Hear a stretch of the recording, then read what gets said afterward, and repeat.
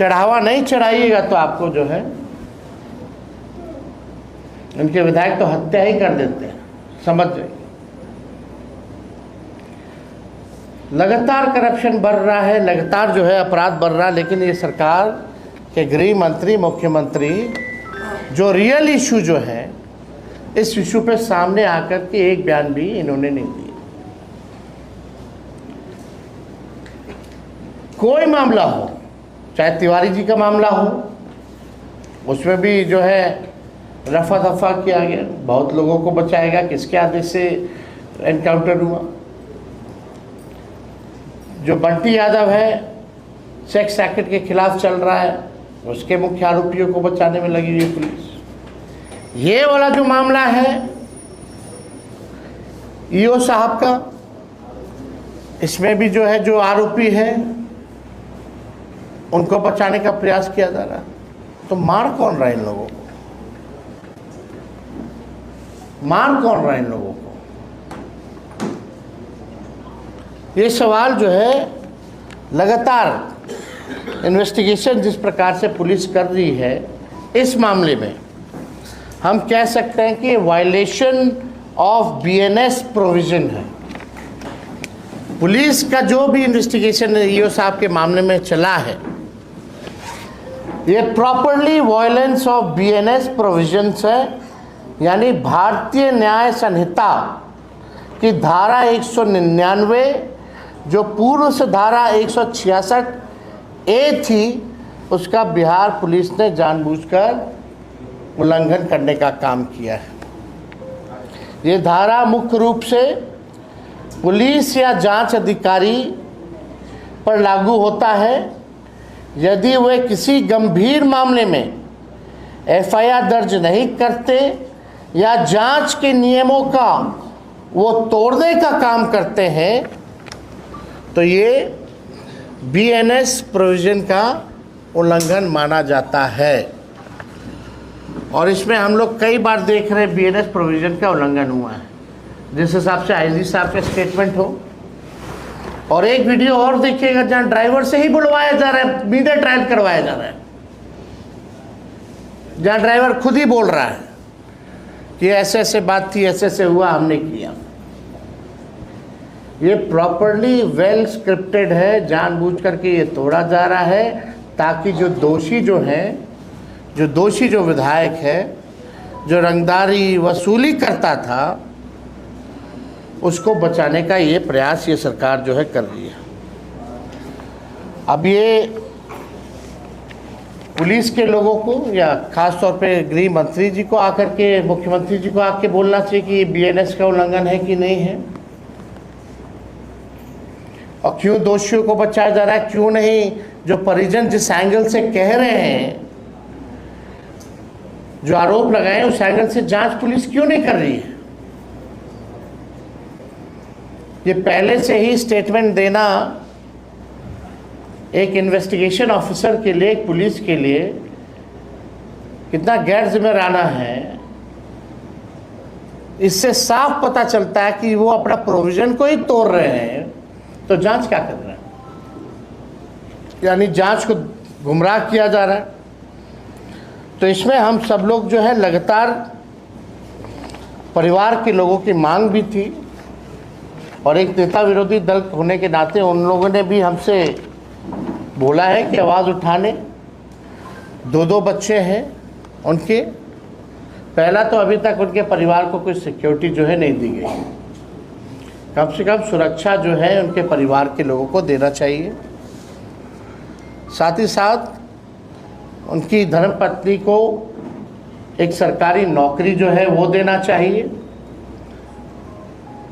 ताकि अपने बच्चों का पालन पोषण जो है वो आगे चल के अच्छे से कराएं।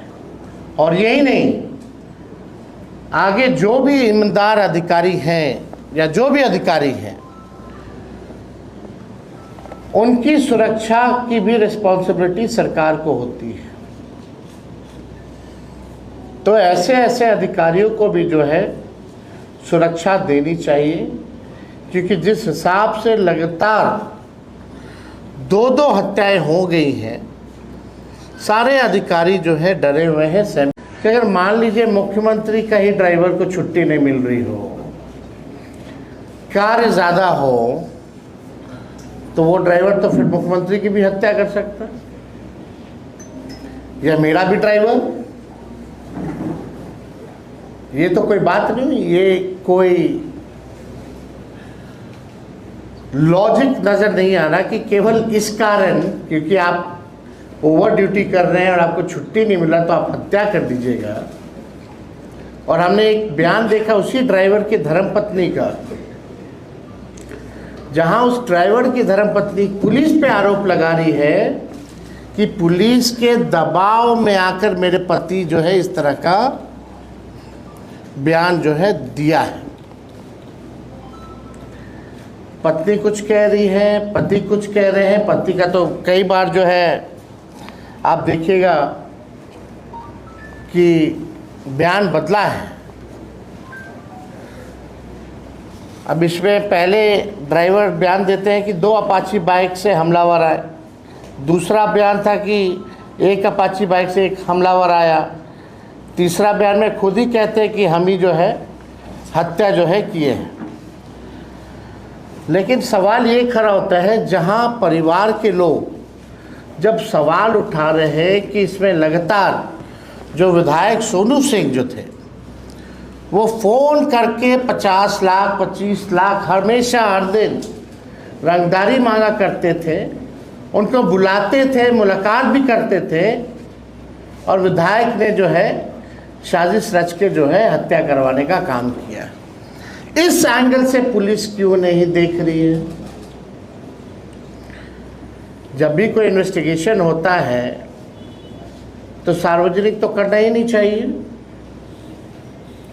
और पुलिस का एक एसओपी है जब इन्वेस्टिगेशन का, उसमें हर एंगल जो है तलाशा जाता है। तो अभी तक जब परिवार के लोग जिनके 2-2 छोटे बच्चे हैं, बीवी का रो के हाल बुरा हो गया है, अपना पति खो दिया, कोई अपना भाई खो दिया, कोई अपना पिता खो दिया, उनके लगे हुए आरोपों पर पुलिस क्यों नहीं ध्यान दे रही है? क्या उस एंगल से पुलिस जो है जांच कर रही है कि नहीं कर रही है? ये देखने वाली बात है। और इंटरेस्टिंग बात यह है कि जो उस रेंज के जो आईजी साहब हैं, उनका सोनू सिंह जी के साथ संबंध अच्छा है, क्योंकि उनकी रुचि उन आईजी साहब की राजनीति में ज़्यादा है। उनका अपना फोरम भी उन्होंने बना रखा है, और वो बिहार के बाहर भी मीटिंग करते हैं, बिहार की बात करते हैं, बिहार के अंदर भी जो भी बात करना हो करते हैं। फोरम अपना एक मंच जो है वो चलाते हैं, और कई एक कार्यक्रम में सोनू सिंह उनके साथ जो है उठते बैठते रहे हैं। और कुछ लोगों का तो ये भी कहना है वहाँ के लोगों का कि सोनू सिंह ही इनके कार्यक्रम में भी फंड करते हैं।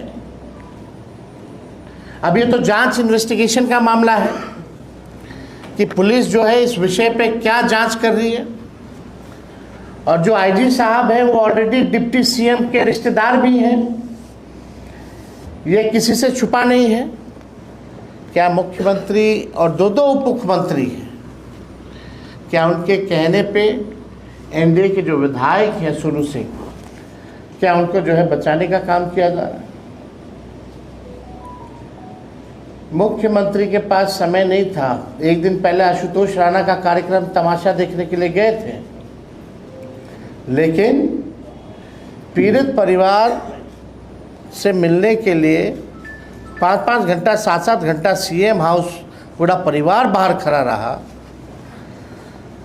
और जो कि सरकारी अधिकारी हैं उनसे मुलाकात मुख्यमंत्री की नहीं हो पाई। और उनके साथ कई सरकारी अधिकारी थे। जब मुख्यमंत्री सरकारी अधिकारी और उनके परिवार से नहीं मिल सकते हैं और ड्रामा देखने के लिए वो वहाँ गए थे, उनके लिए समय है ड्रामा देखने के लिए, लेकिन पीड़ितों से मिलने का समय नहीं। सवाल ये खड़ा होता है कि जब बिहार का सरकारी अधिकारी सुरक्षित नहीं है, 150 दिन के अंदर लगातार जो है 2 बड़े अधिकारियों की हत्या हो जाती है और प्रशासन जो है मौन है, चुप है, सीएम पता नहीं किसको पताल में ढूंढने की बात करते हैं, किसको एनकाउंटर कराने की बात करते हैं, केवल सेलेक्टेड। अब सवाल ये खड़ा होता है, क्या मुख्यमंत्री इस विधायक का एनकाउंटर कराएंगे कि नहीं कराएंगे?